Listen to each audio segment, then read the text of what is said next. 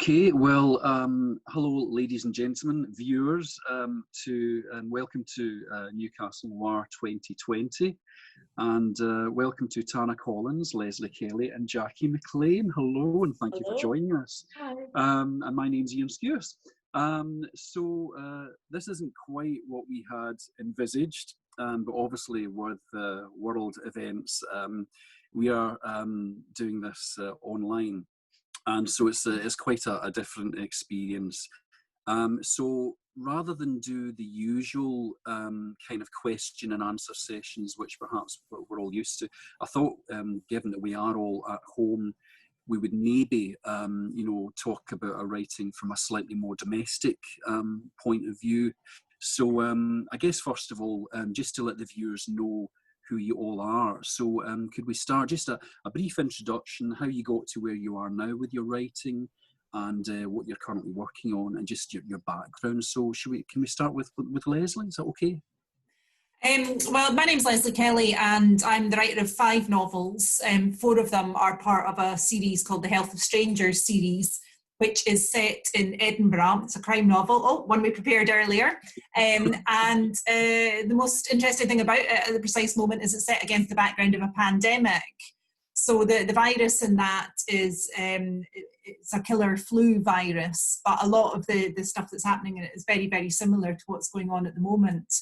So hopefully we can discuss that a bit more detail. Yeah. But yes, I'm coming to you from sunny Edinburgh. Ah, okay. Hello and welcome. And Tana, would you like to introduce yourself? Yes, well, I'm also in Edinburgh, and I'm the author of the Inspector Jim Carruthers series. I think Ian's very well prepped. I think he's getting a book there. That's the debut novel.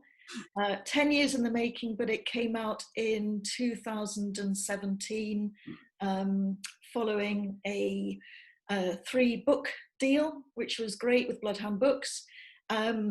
Life has moved on in Jim Carruthers' series, and I'm bringing out the 5th book actually in the series on the 24th of August. So hopefully we'll get a chance to talk about that as well. Excellent, excellent. Okay, yeah, we definitely will come back to that. And finally, Jackie. Hi, I'm Jackie McLean from Glasgow, and you can see that the lockdown's been really good to Glasgow's environment. The air's so much clearer now than it used to be. I write the D.I. Donna Davenport series, which is actually set in and around, there's the 3rd in the trilogy run. It's set in and around Dundee and Arbroath, the northeast of Scotland. And that's partly because Arbroath is my hometown, although I live in Glasgow now. Tropical paradise that it is. So there's 3 books in the series, and I'm currently writing a brand new series with completely different characters altogether.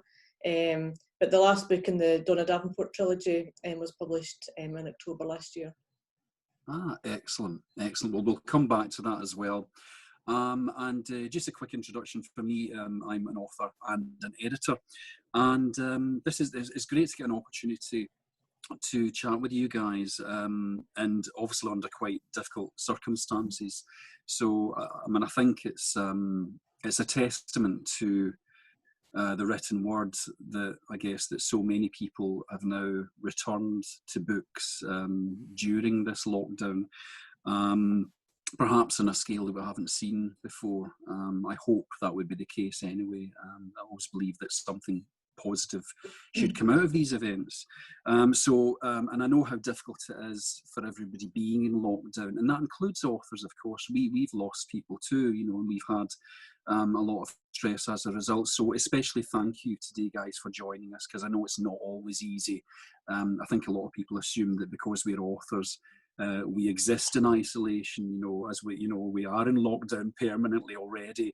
And for some of us, maybe it is easier than others, but everybody's different. So thank you for coming on board today. It's much appreciated. So questions. So I guess my first question is, for a lot of debut authors, budding authors, this is a really good opportunity for them to start, knuckling down and really kind of grasping the nettle, as it were. So do you have any, advice that you could give a budding debut author based on your own experiences, any of you? Well, certainly if I can just jump in, Yeah, I would say that please. probably one of the most important things you could do if you're looking to get published is to be active online with the writing community. In particular, if it's crime fiction that you write, there's a very strong crime fiction community out there. And if you're part of that and you're active in that, that's really going to help you when you're ready to put your book out there and get it published. Yeah, the crime writing community is especially strong, isn't it? It's I think it's one of the things that keeps us all going. So I certainly would agree with that. And what about you, Tana? What's your advice? No, I think you've nailed it. I think it's but it takes a big push. I have to say, it does take a big push from coming out of, as it were, sort of your splendid isolation of just writing in your bedroom or wherever you choose to write, and actually starting to engage with a community of writers, whether it's online, and actually showing your work or telling people about your work. And I think it can be very daunting, but I think anybody that's listening in, as Jackie and Ian have both said, and I'm sure Lesley would agree, it's a very supportive environment.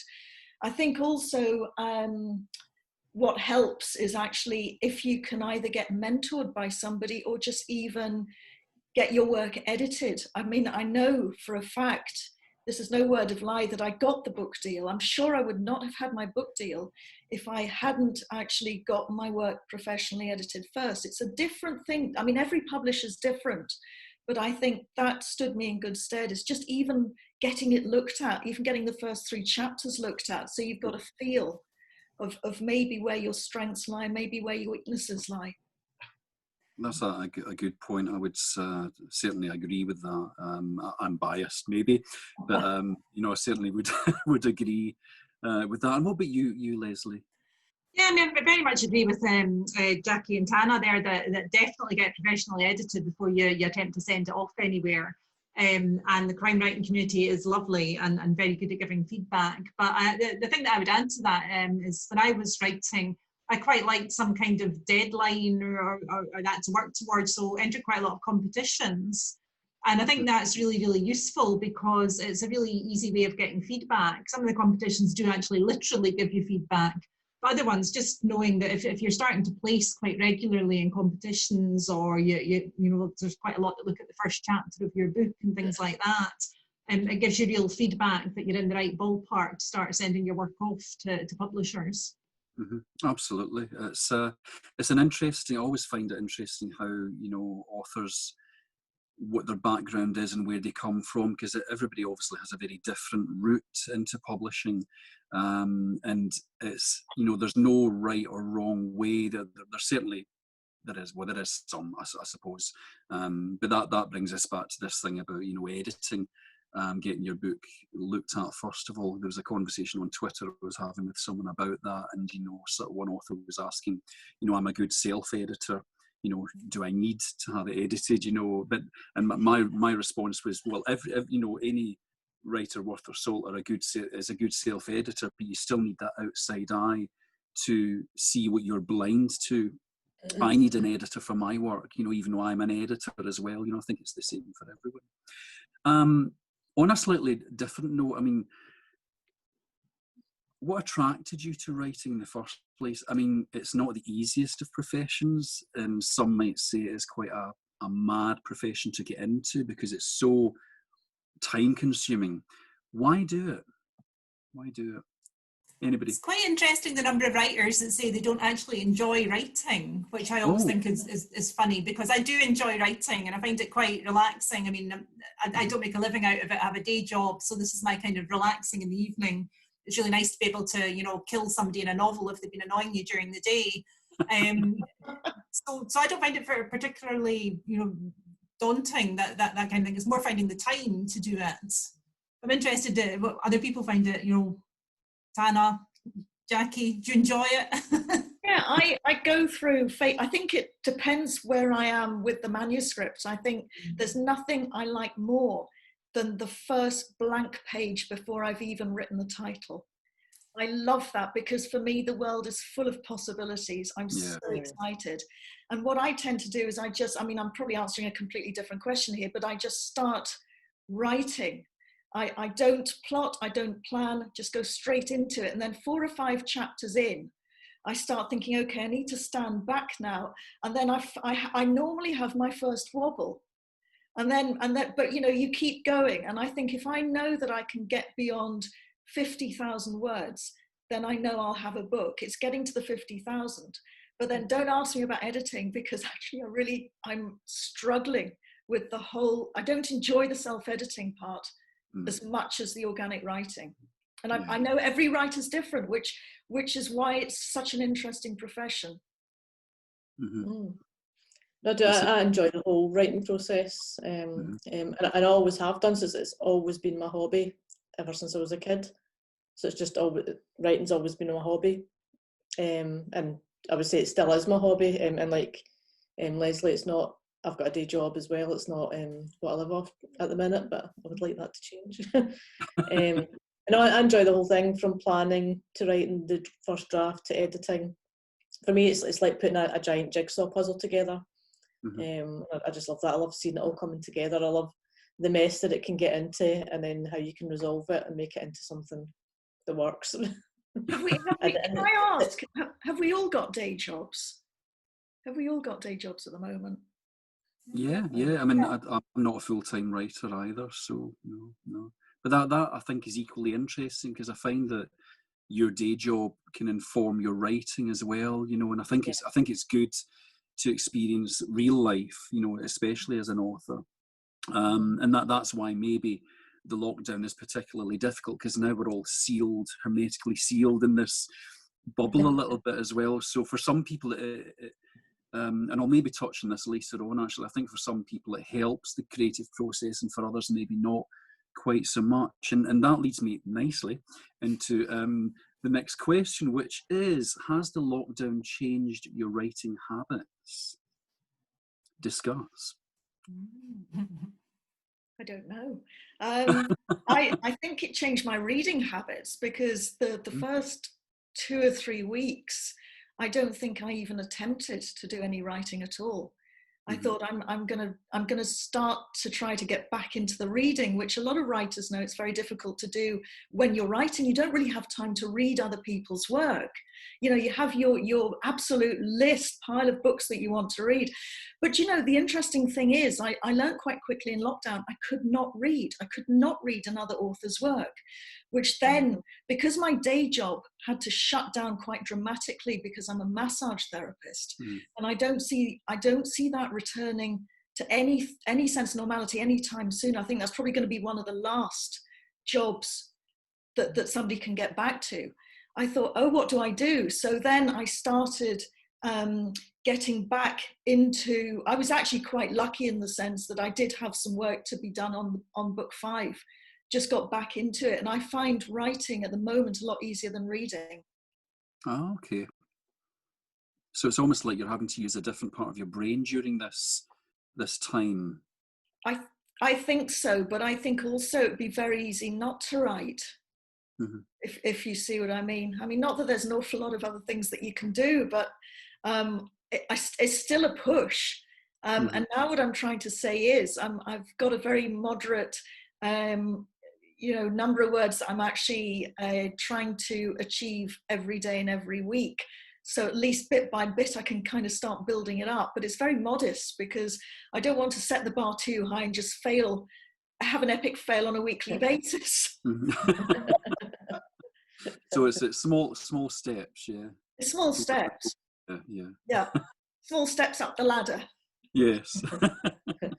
Well, I'll let you into a secret. Yeah.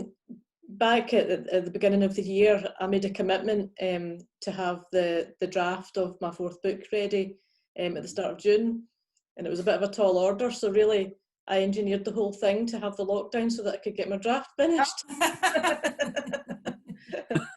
So once I finished it at the start of June, lockdown measures can get lifted. It's fine. That's great. And what Well, I about had the you? kind of opposite problem to Tana in that my job's been really impacted by coronavirus, and we've been busier than ever. And we've kind of all moved home to work from home, and my kids are learning from home.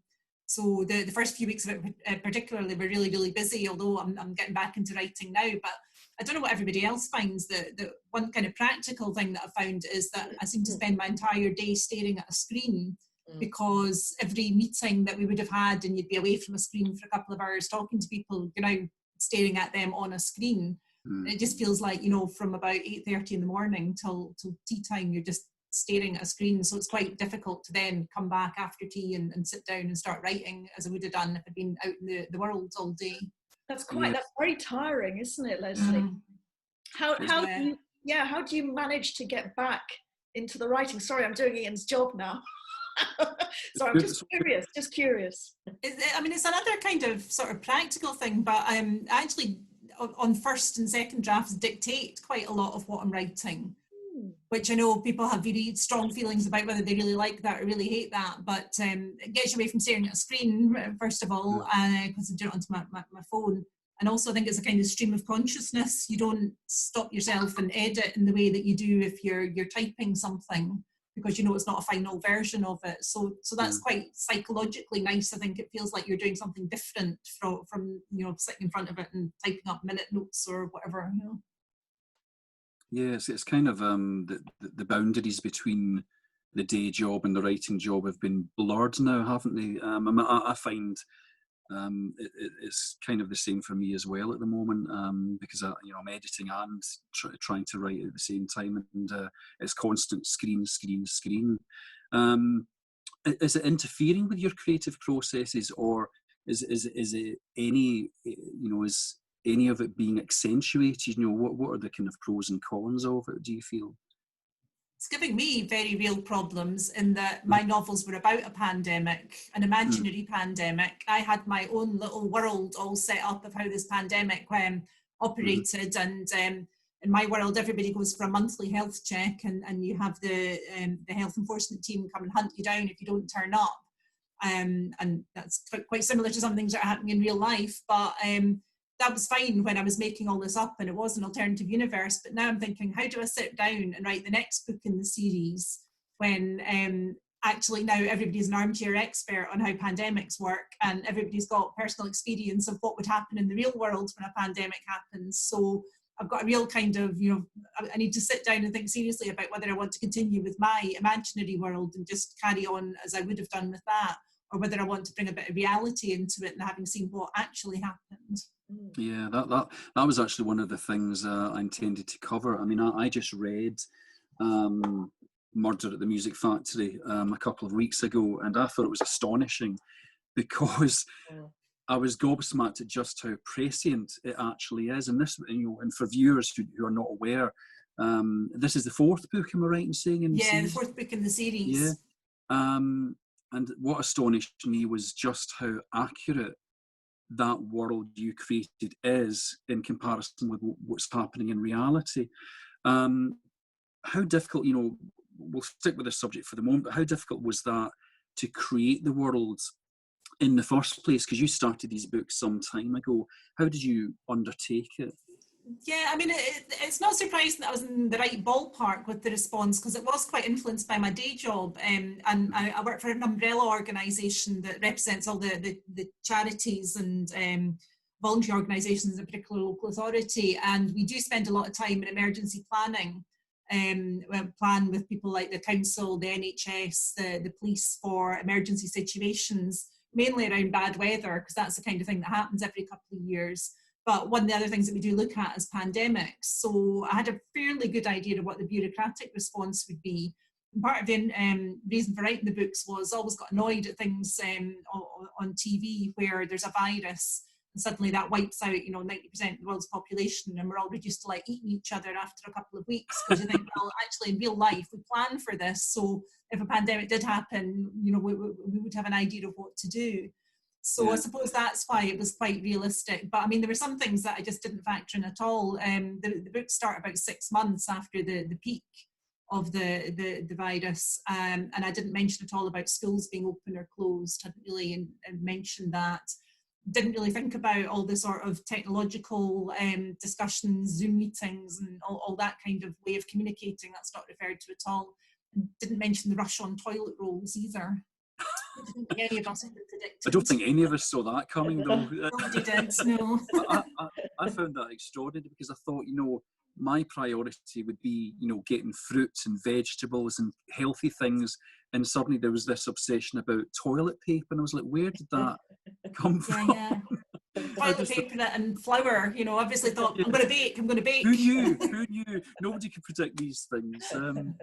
But on a wider scale, because I know that this is also affect, authors on a much wider scale. So Tana and Jackie, perhaps, in terms of what's going on in the world just now, how is that shaping your writing and your subject matter as well, in your own approaches?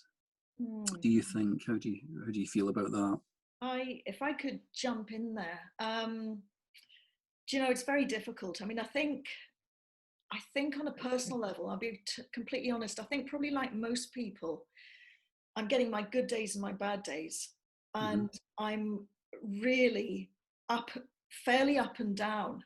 I'm not going on a, one day I can write and I feel, really organized in my head. I know what I'm going to do and it's fine and I have a good day. The next day I get up, I can't do any writing at all. Almost in a sense, it's very different to Lesley's experience. I can't imagine what it's like at the moment for Lesley Kelly. I really can't imagine. And there's so many questions I actually want to ask you about it. For me, I think, I am watching the news, I'm catching up with events. I think that's really important, but then you don't want to flood yourself with constant news, because actually I'm a trained stress management consultant as well as a massage therapist. That then fuels your stress response, and it can really escalate your anxiety, and I can see it in myself. Now, my books have got nothing to do with the pandemic. At the moment, I'm just waiting for final edits to come in for book 5, and then I need to be really focused because I'll get about 10 days to do them in. But at the moment, I'm trying to start a brand new novel and potentially a brand new series. But I'm impacted because I was talking about this last week on Thursday at Noir at the Bar. I need to be where I'm writing about. And unfortunately, the new book is set in Hastings in East Sussex. Right. my hometown. So, but then it's a book I started a few years ago. So I did get sort of 15,000 words in. So I'm almost trying to keep out, everything that's going on. So I'm just in my own, Jackie's nodding there, just in my own headspace to be able to focus. But real life keeps seeping in. Yeah. And then that stops me writing. Yeah, you have to filter a lot of things. I find I'm the same as well. I can watch the news up to a point, and then I just have to say, right, enough. That's my stress levels where I don't want them. What about you, Jackie? Because I know you in your books you've already mentioned, your books have already revolved around certain world events. So how is this going to impact on you personally as an author? Kind of two different ways, really. Actually, what's going on round and about, I'm conscious of how lucky I am, actually, because I love being at home more than anywhere else. I've got a big garden and I love spending time in that. It's been sunny and warm, so I'm conscious that, I'm actually quite relaxed about all of that. I've not really had any of the worries that a lot of people have had around this. I've not had to face any of the worries that people have. I've got the remote access to work from home now as well for my day job, so there's not any problems there.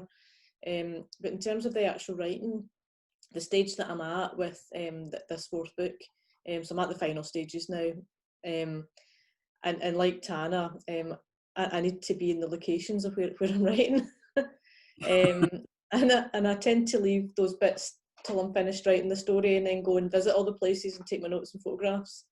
So fortunately this series is set in Glasgow.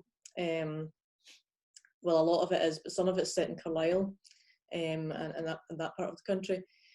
So my intention had been originally, when I was at this stage of the book, I would then take a couple of trips with my notebook and my camera and do the stuff about getting the feel for places and writing up the actual what places feel like when you're there. So obviously I can't do that now, so I'm relying on Google Maps much more than I ever would be.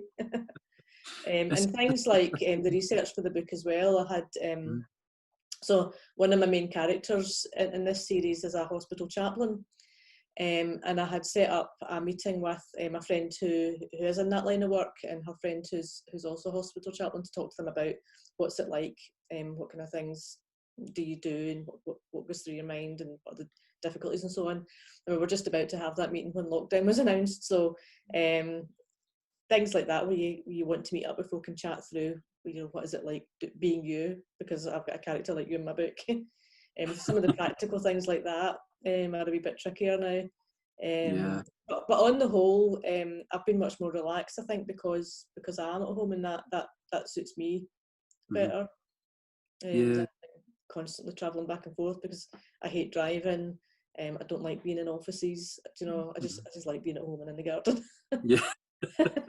I was going to say, if I can, I guess we're all doing a lot more Googling at the moment as opposed to visiting places. But I don't know if we've got time for a really quick, I mean, I find this quite an interesting story, if I'm allowed to tell it, but I think the audience, I find it quite amusing. I mean, there's, you know, Googling's one thing, and it's a great resource, it's a great help, but I find there's nothing like really going to a real place to do your research. And I remember when I woke up one day, I hadn't thought about writing a book.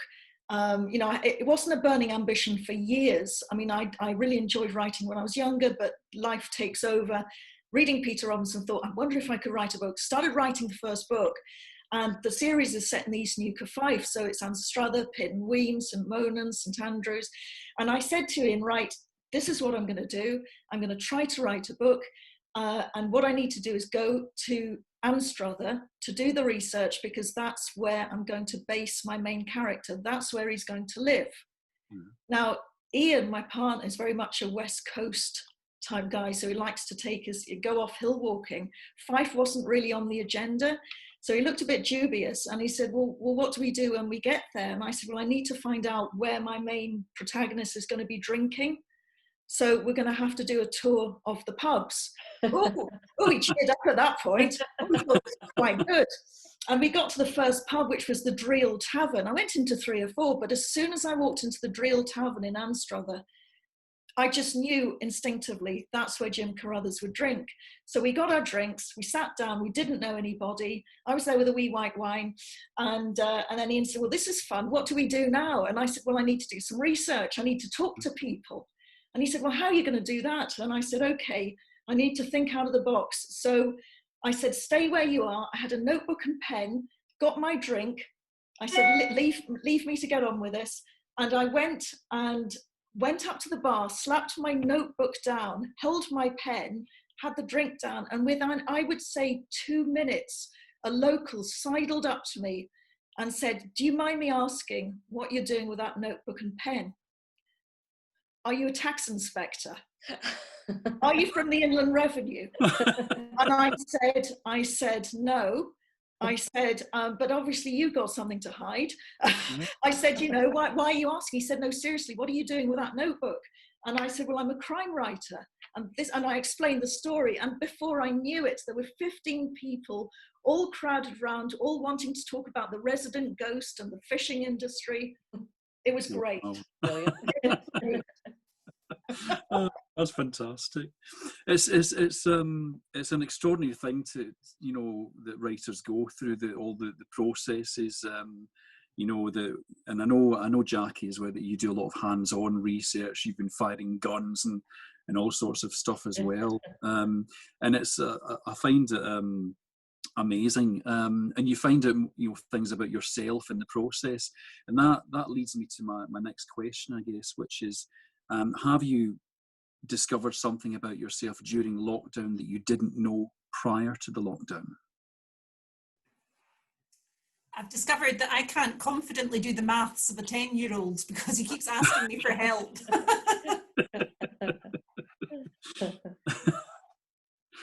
Anybody else? Well, I thought, gosh, I wasn't sure how long it was going to last, and I kind of knew quite quickly, like a lot of people, my mental health might really suffer. I think particularly with the closure of my massage business, that actually hit me really hard, because it wasn't just the loss of income, it was the loss of seeing clients, it was talking to people, and actually it was having a routine that I don't always have with my writing. So I invested in, well, you know this, and of course Jackie does as well, in a very cheap watercolor art set. And I surprised myself. I started doing watercolor cards, and I surprised myself that actually some of them are all right. She says modestly. They're very nice. Really love it, and actually it's feeding into the Jim Carruthers and East Newcastle 5, and so Jim Carruthers, being Glaswegian, he is a hill walker. He loves nothing more than to take his tent to go wild camping. He's a hill walker. He may at some point get a dog. It's a little bit time for him at the moment, but I'm finding that the watercolors I want to do are of Scottish mountain landscapes. Ah, okay. Yeah. Excellent. And what about you, Jackie? I think for me, it's been a time of like really contemplating what's important and what's not. And I've been really conscious of just how much I've enjoyed being able to throw off just every day. Like I was saying about the drive and the commute, all the busyness of the day, the things that just fill a day up that aren't that important. And I've really, really been conscious of how much I don't want any of that back. I don't want the busyness back. I don't want all the stuff that just do day in, day out that's not that important. So it's made me just really reevaluate things and have a real think about what do I enjoy spending my time doing, and what are my dreams, and I'm really going to go all out for those now. So I better not say too much about my day job, but not terribly keen to be coming back to do that for a long time. Like to be continuing with that for a long time. I want to change what I'm doing. I want to change, the thing, put so much more into my writing and really make something of that, and really make the decisions that are going to be compatible with the dreams that I've got, and not just go like clockwork every day anymore.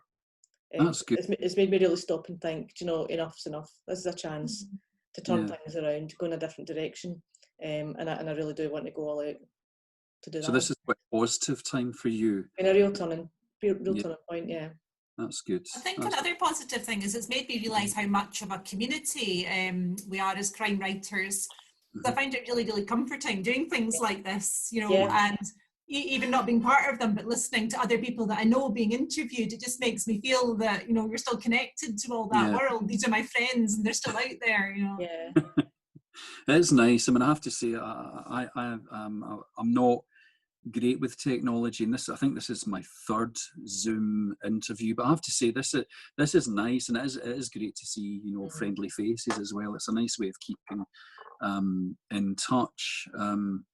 I had a kind of funny experience, because we were talking a moment ago about how the pandemic is affecting people's writing, and I had a query from an author whose work I was editing, and she had a problem because she had a timeline that went into the pandemic, but of course, because she'd already written and set everything up, we decided it was quite a lot of toing and froing, but we decided to move the timeline back to a point before the pandemic took place, because it would have just unearthed, it would have opened so many cans of worms. And I guess that kind of brings me to my next question for you guys. I mean, how are you going to surmount this pandemic? Are you not going to mention it at all? Are you going to find it's a common question that's increasing now amongst authors. So I wondered what your take would be on it. I'll start with Lesley, because obviously you have written a book set during a pandemic. Yeah, I mean, like I said, I've really got no idea how I'm going to take it forward, but I suppose we had this a bit before with like the Brexit referendum and the Scottish independence referendum, where we were writing books knowing that by the time we'd finished writing it, things could have changed, and I kind of just ducked both of those. And I do think that Brexit might have been quite different if there had really been a pandemic going on in the middle of it, because obviously there's been so much European cooperation on this. I don't know. I don't know what the answer is to this. I'm interested in what my colleagues think who are not writing books about pandemics. Sometimes I wonder if it's, if it's something that even needs to be referenced because it is in a world of fiction. What do you think about that? I'm conscious of that because there's quite a few scenes. My characters, they meet up in the pub to discuss what's going on, and I'm conscious when I'm writing those scenes that we can't do that right now in real life. But by the time the book's published, that should all be, a year or so behind us. But yeah, it is part of our history in real life. So, when it comes to a year down the line, so I'm kind of writing it with a view to it being read a bit in the future when all this is over with. So rather than set it during these times, which I think would date it, but you could certainly find to reference it as, do you remember that time when there was the lockdown? Yeah, it's an interesting problem for a lot of authors. I mean, I remember Kate Atkinson was talking about how much research she feels she needs to do for her Jackson Brodie novels. And she said, I think, I hope I'm not misquoting it, but I think she said she only does so much and then she draws a line under it because she knows that research itself will date quite quickly, because the police force, for example, and how they undertake research and forensics is always changing and evolving. So it's kind of one of those things. I just wonder how much of a, if it was on a graph, how much would you sway towards, mentioning the pandemic, or, do you ignore it, or do you do something that acknowledges it in a roundabout way? And I suppose from what you've all said today, it depends on the subject matter of your book and the timeline. It's I find it very, that's such an interesting question, Ian, that you've asked, because I'm going to be brutally honest. I hadn't even thought about it. I've opened a can of worms now. You have. My big issue the last year is, as Lesley mentioned, is whether to even mention Brexit in my books. And when I started writing the first book, I felt it was going down the avenue of being a sort of political thriller. So because it's a strange concept. I've got Welsh terrorists operating in Scotland. I have no idea how I managed to pull that off. It's amazing.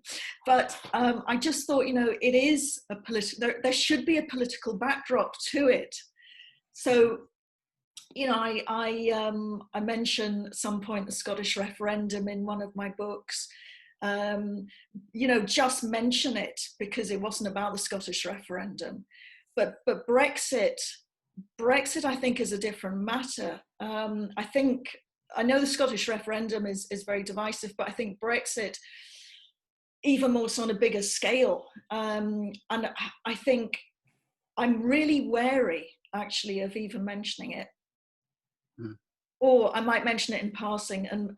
But the pandemic, you're absolutely right, because if your timeline is such that each book, you're doing the next book and it's the next year, and then you suddenly hit the pandemic, the pubs are shut. So do you have your characters go to the pub for a chat? What about the police informers? What happens? I don't know. Yeah. Oh, how interesting. I suppose we don't know what the new normal looks like yet, but if things like social distancing continues for a year or something, then you're trying to write a police procedural. Well, how do people actually go out and do policing and talk to people on the streets and who's allowed out their houses, who isn't? We just don't know any of these things yet. So, and I guess what is it that people are wanting to read? Are they wanting to read about normality as we know it, or do they want to read about what might this be like? So I guess you're kind of pitching at that as well.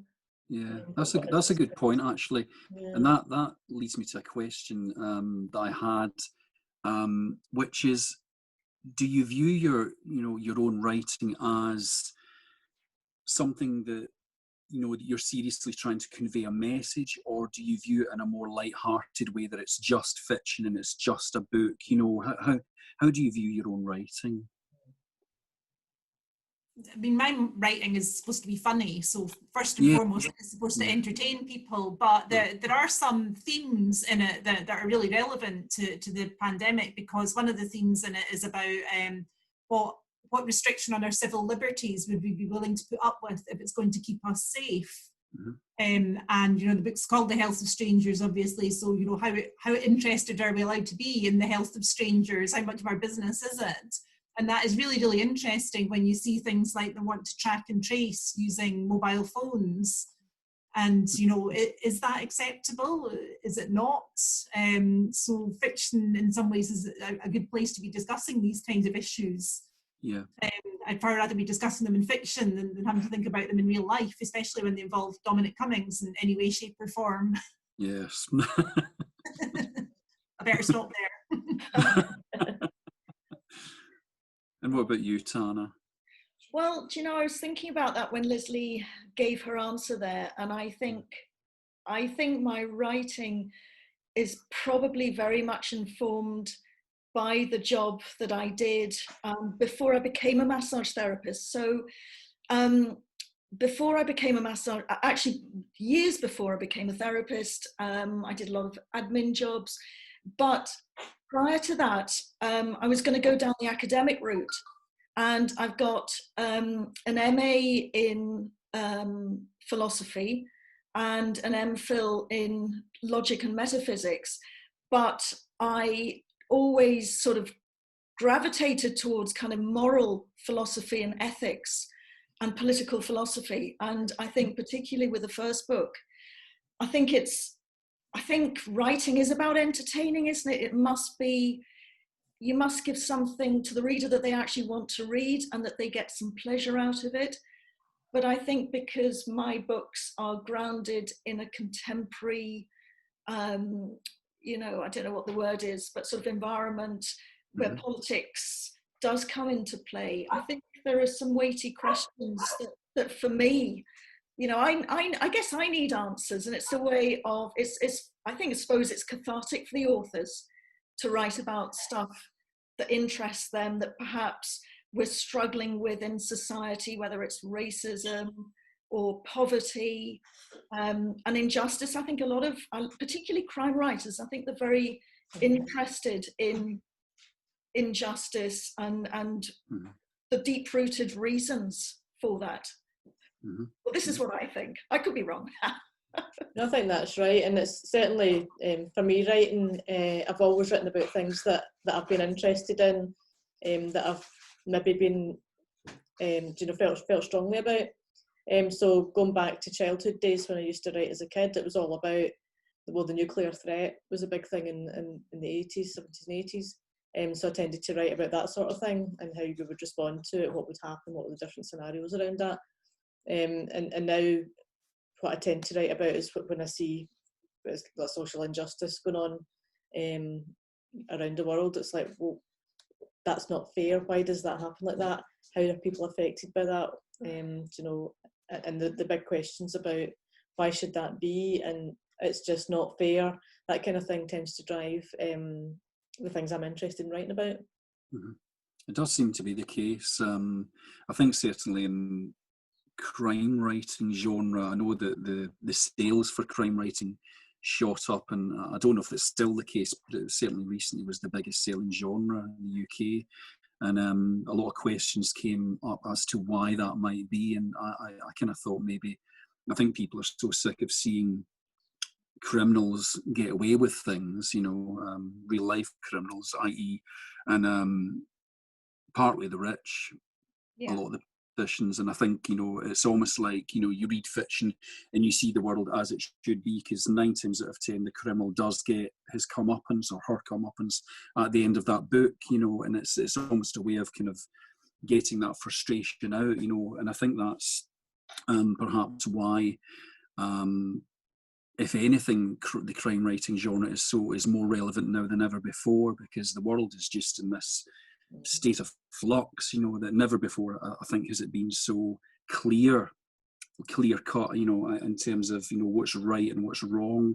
There don't seem to be any grey areas, you know, regarding, you know, what's going on morally in the world, I don't think. Now, I'm keeping an eye on time. We've got about 12 minutes. And I don't want to obviously end this without you getting a chance to talk a bit more about your own writing and what your plans are next. So can you give our viewers any inkling as to, you know, the book that you're about to write? Can you give them a teaser or anything that might interest them? Anyone? Well, I've moved on. I had discussions with my editor about what the next book should be, whether we do another one in the Health of Strangers series or whether we do something different.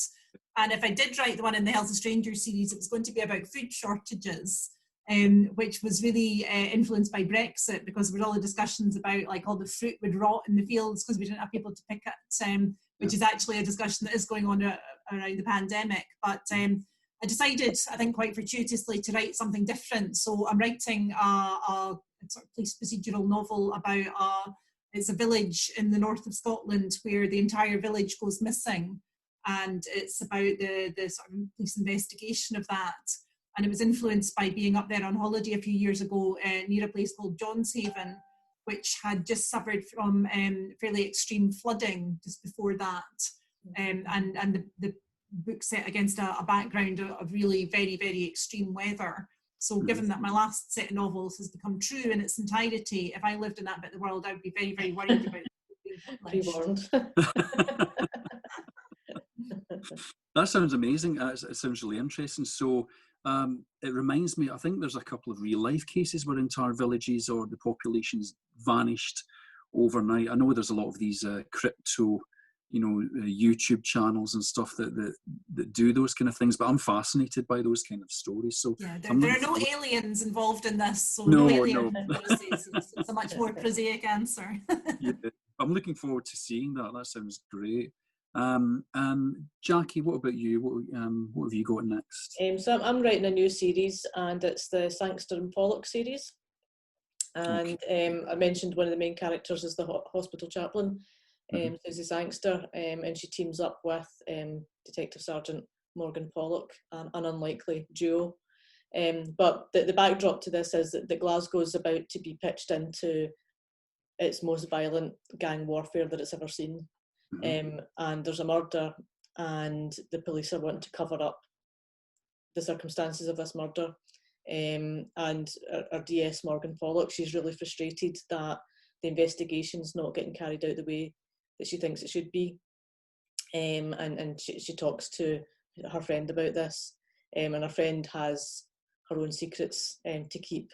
So there's tensions and all sorts of debates going on within their own heads about whether they're doing the right and the wrong things around this. So it's a murder investigation that kind of gets very deep and dark. Brilliant. Looking forward to that. That sounds exciting. And Tana? So, I guess I shouldn't really leave, should I, without pitching book 5, because it is coming out on the 24th of August. And as I've said, I'm waiting for the edits at the moment. So it's called In Deep Water. It takes place a few months after book 4 in terms of its timeline. So I guess we're about 2 years behind where we are just now. But it's essentially, I mean, this is really interesting. It's essentially about a fisherman that goes missing off the East Neuk of Fife. So he takes his boat out overnight, but he doesn't come back in the morning. So very quickly they send a search party out, as you would for any missing fisherman. Obviously it's a great concern, but the weather's been really good. So then they start thinking, well, has he had an accident? Has he toppled overboard? Has he become ill? Now, a lot of the action takes place on the Isle of May. And this, of course, is Ian and Jackie. And maybe Lesley doesn't know this. This whole story came about because it was Jackie here, our own Jackie, that organised for some of us to take the little boat out to the Isle of May for a lovely irony. Yeah. Was this last year? Was this just last year now? I'm trying to remember. Last year. It was, a year ago, yeah. But Jackie and Ian was going to be in the car with Jackie, and the car broke down on the way to Fife on the M8 from Glasgow. So it was myself, Amanda Fleet, Ian, Alison Bailey, I think, that took the boat out. And I think it was, I'd heard of the Isle of May, but I'd never visited it. And there was something that happened when I was on that island. I don't know what it was. I think, one, I thought, what a great place to set a murder, because the island is so unique. It was made a nature reserve in 1956. So it's got the most tremendous variety of wildlife, but it's also got a very dark past, you know, so it's got Vikings, smugglers, it's got a very colourful history, but it's also, I think for a long time in its history, it's been a focal point for the nearby fishing communities. So you have the little boat that goes out on a daily basis. There's really just that one wee boat a day, unless you get the fast boat out. That's a bit scary. And so what I do is I have, and this is not really giving hopefully too much away, I have the boat go out at the time that the fishermen's reported missing, and they come across his empty fishing boat. So you've got 100 passengers all piled in, all with their binoculars, because there's often a lot of wildlife lovers that go to the island. So they obviously see this empty boat, and they all know each other. All the local fishermen will know probably, you know, the captain of the boat, because he used to be a fisherman himself, did a lot of research talking to them. So the boat decides they're going to go to the Isle of May. It's very, very close to where the fishing boat's gone missing. Perhaps Robert Patterson, the missing fisherman's, ended up being swept, you know, the coastline around the Isle of May. But they're always greeted by the warden of the island. So when any new boat comes in, it's greeted by the warden, who does the, you know, do this, don't do that, be careful of the puffin burrows, don't stand on them because you'll crush the puffins. Who knew they lived underground? But the warden has gone missing, so the warden is not there to greet the passengers. So it morphs into a complete, it's not just about a missing fisherman, because then you've got also a missing warden. So what's happened? There's nobody on the island. Where you know. Wow. Well, it certainly wasn't me or Ian that were on the island because we were stuck. Yes. No, we had a lovely that day the car actually broke down on broke down on a really busy stretch of road, just on a bend, and we didn't even have warning that the engine was going to conk out, so we didn't manage to pull into the hard shoulder. We were actually on the carriageway. The car just stopped, so we had to jump out and phone the police. When the police arrived, Ian and I are standing at the roadside taking notes. So this is what they do first, this is what they do next, this is the questions they ask us. Always working, always. Yeah, never miss an opportunity. Well, thank you so much, everybody. So never said what you were working on, Ian. What are you working on now? Tell us. Oh, crikey. Well, I'm editing a couple of books for Bloodhound just now, and I've, in fact, I'm going to be editing Christy Newport's debut. We've done the first half of the edit, and then she did some work on it. So I'm going to be working on that. I heard her read from that. It's brilliant. Oh yeah, Whittingham. Yeah, fingers crossed for it, because I think it's a great concept. And I'm writing a lot of short stories. I'm trying to get my back catalogue of short stories out there in just paperback form. So I'm giving them away free to my subscribers. And that does lead me very nicely to what I was going to get used to do next, which is, we can't really end this without you advertising yourself a little bit. So where can readers find you? Where's the best place to find you, whether it's a newsletter or a blog or your website? We'll start with Tana. So I'm yet to set up a newsletter. That is the next thing I need to do. Probably the best way of finding me, I do have a website, and it's very easy. It's called tanacollins.com. And this is the most recent book. Yep. That's lovely. So, and this is the book that you need to read before the next one that's coming out, Dark as the Day. Yeah. That's the serial killer who goes after university students, which is a little bit frightening. So tanacollins.com. Great. And Jackie? Yep, I've got a website too, and it's JackieMcLeanAuthor.com. And I've got a monthly newsletter on there as well, which gives it a roundup of what new releases and things are coming out during the course of the month in crime fiction. And I'm generally about Twitter as well at Jackie Jam XX. Excellent. And what about you, Lesley? Yeah, same as everybody else, quite active on Twitter and Facebook, and you'll get me at lesleykelly.co.uk. And if you want to buy the books themselves, Sandstone Press, my publisher, has just set up its own in-house bookshop. And if you buy them, you can buy a bundle of them. If you want to dive right in and have like 4 books worth of pandemic stuff, you can dive right in and get them all on special offer. Excellent, excellent. That's great. Well, thank you so much. It's been brilliant talking to you all. Thank you for joining us. And I think that's it. That's it for today. Thank you very much. Bye-bye. Can I just show you my new toy before we go? Oh, yes. All right. My new hobby. We both, me and Tana, had the same reaction. I've been having so much fun with this. That's not a great look. Now you do look like a detective, albeit kind of ace type detective. I almost see Don Johnson in the background there. Oh, and I should also thank Jackie Gramozzi Collins for inviting us to do this, for setting this up, and to Ross Fawcett for filming it as well. Thank you very much, guys. Right, take care. Bye. Thank you so much.